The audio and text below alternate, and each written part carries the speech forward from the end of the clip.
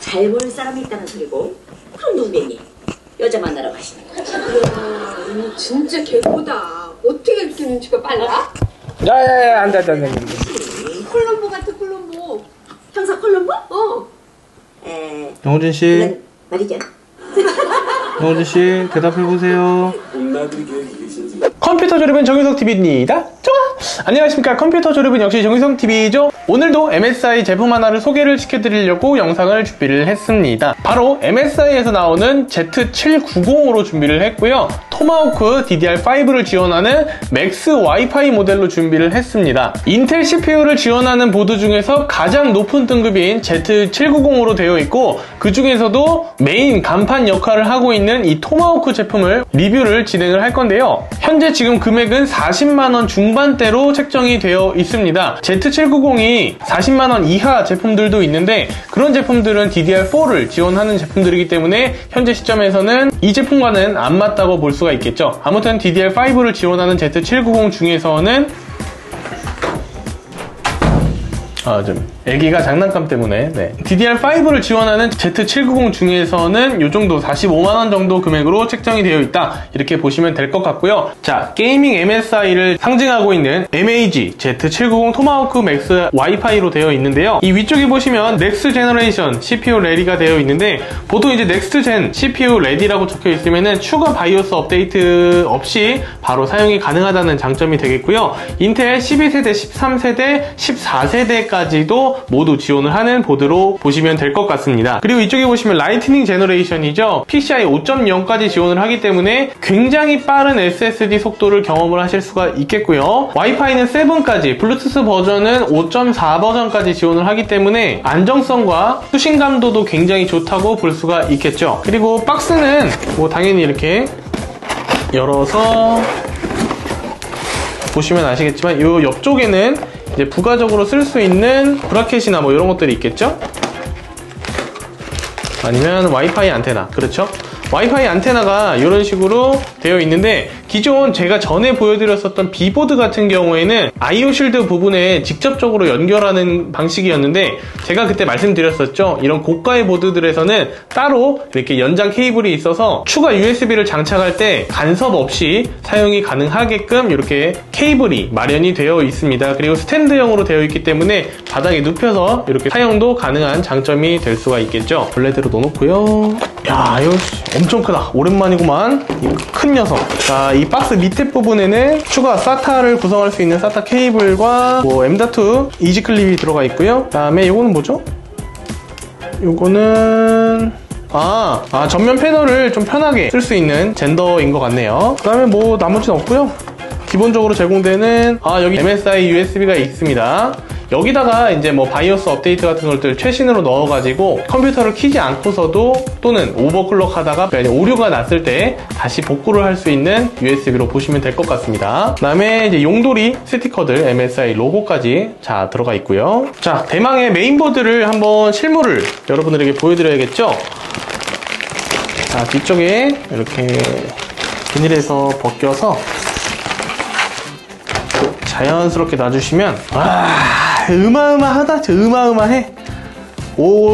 제가 이 Z790 보드, 그러니까 이제 Z보드를 처음 봤어요, 사실. 제가 워낙 이제 가성비로 많이 짜드리고, 메인보드와 CPU보다는 그래픽카드에 조금 더 치중을 해서 게이밍용의 좀 컴퓨터를 많이 만들어드려서 700번대 Z보드는 처음 봐요. 제가 600번대까지는 많이 보진 않았지만 봤는데, 뭐 그렇습니다. 하지만 뭐 다를 건 없겠죠. 어차피 그냥 Z보드는 기본 이제 사이즈 자체가 B보드보다도 훨씬 큽니다. 이 아래쪽으로 더 크기 때문에 추가 확장할 수 있는 포트들과 슬롯들이 더 들어가 있습니다. 그리고 이 넓은 레이아웃을 가진 메인보드 기판 때문에 넉넉하고 좀 수월한 그런 조립 환경도 가져갈 수가 있겠죠. 지금 여기 보시게 되면 01, 02, 03, 04 이렇게 되어 있는데, SSD M.2 PCI의 슬롯입니다. PCI 슬롯이 총 4개가 들어가 있고, 그래픽카드 슬롯은 2개가 들어가 있습니다. 그리고 1번의 PCI 슬롯을 보시게 되면요, 스크류 리스라고 되어 있습니다. 나사나 드라이버가 없이 M.2 SSD를 장착 가능하다, 이렇게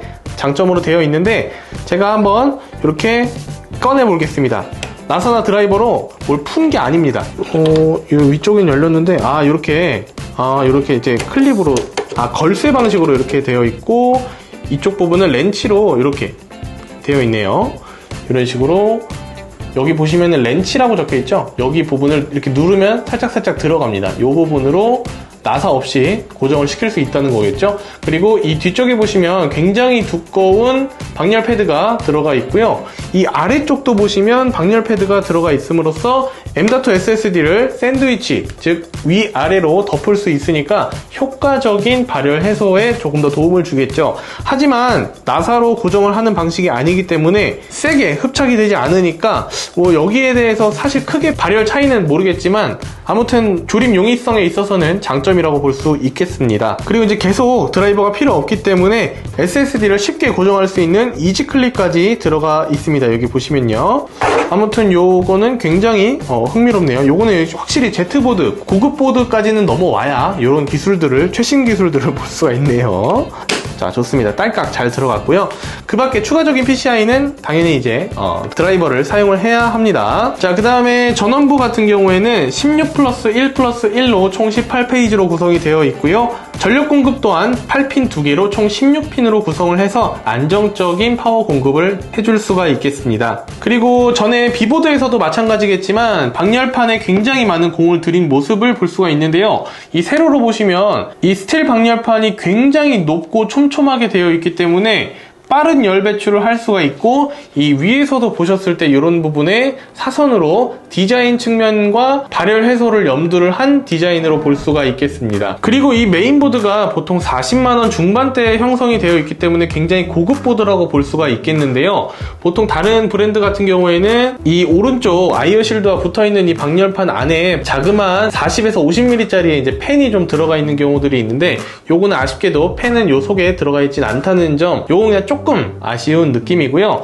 이 뒤쪽에 아이오 패널 쪽을 보시게 되면은 너무나도 무지막지한 확장성을 가지고 있지요. USB 2.0은 이제 더 이상 볼 수가 없는 포트가 되었습니다. USB 3.1, 3.2, 그 다음에 C타입들로 구성이 되어 있는데요. USB만 해도 지금 총 8개, 그 다음에 C타입까지 했을 때 추가 확장은 총 10개까지 가능하고요. 추가적인 USB 허브나 이런 것들이 필요 없이도 메인보드 하나만으로 많은 추가 부품들을 커버할 수 있다는 게 또 장점일까 싶습니다.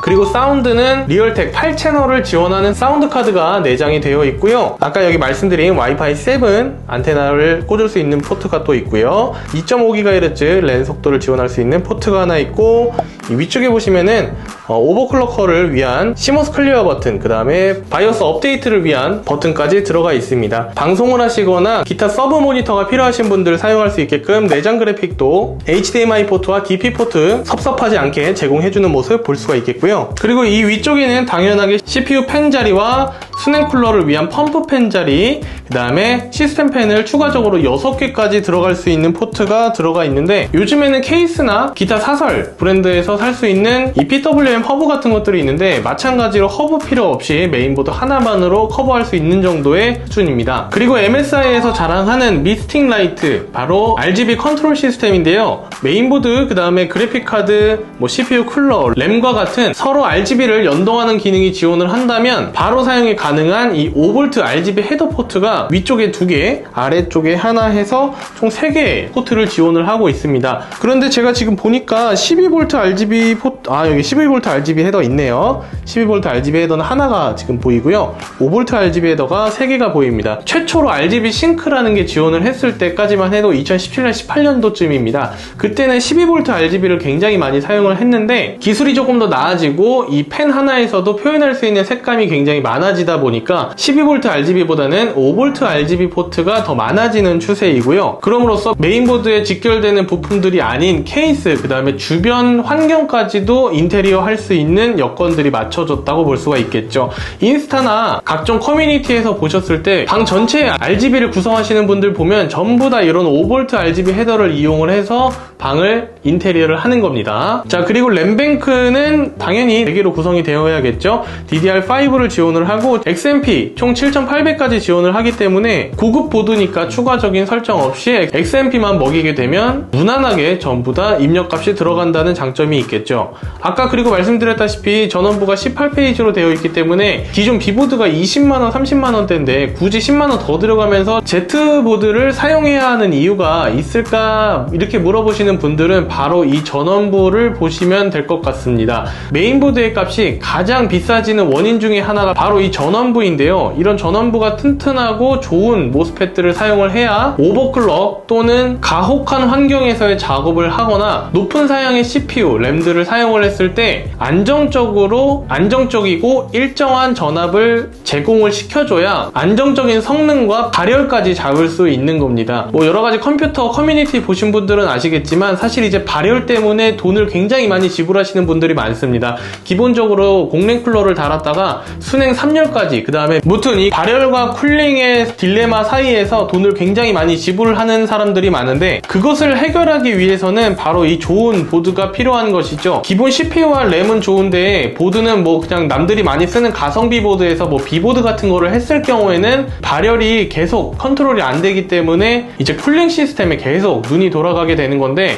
근본적으로는 전원부가 탄탄한 메인보드를 사용을 해 주셔야 되는 겁니다. 그 다음에 뭐 특별히 보여드릴 건 없고요. 뭐 요즘에 전면 케이스에도 USB-C 타입 포트, 3.0 포트 전부 다 들어가 있고요. 추가적으로 SATA 포트들이 총 8개가 들어가 있으니까 이거는 거의 무슨 뭐 내가 컴퓨터 빌딩에 있어서 뭐든지 다 할 수 있는 메인보드라고 보실 수가 있겠습니다. 자, 오늘 이렇게 해서 MSI의 Z790 토마호크 맥스 와이파이 모델을 한번 소개를 드렸었는데요. 제가 이 Z보드를 정말 많이 봤었을 때는 무려 한 4세대 전인 Z390, Z490 요럴 때는 진짜 Z보드까지도 정말 고객님들한테 가성비로 많이 추천을 드렸었는데 한 Z690인가요? 그때부터는 메인보드 값이 정말 천정부지로 치솟기 때문에 선뜻 제가 고객님한테 가성비입니다 이렇게 말씀드리기가 좀 어려웠었는데 작업하시거나 나는 남들이 하는 중급 사양의 보드는 싫어, 좀 고급 사양으로 하고 싶어 하시는 분들한테는 소개를 드립니다. 지금도 DDR5를 지원하는 Z보드는 굉장히 가격이 어마무시하더라고요. 그렇지만 뭐 그만큼 그래픽카드나 여타 다른 부품들이 안 오른 건 아니니까 뭐 컴퓨터가 전체적으로 비싸지는 건 뭐 정호진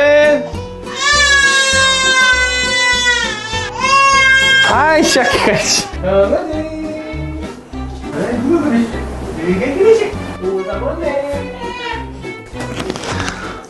무튼 어디까지 얘기했더라.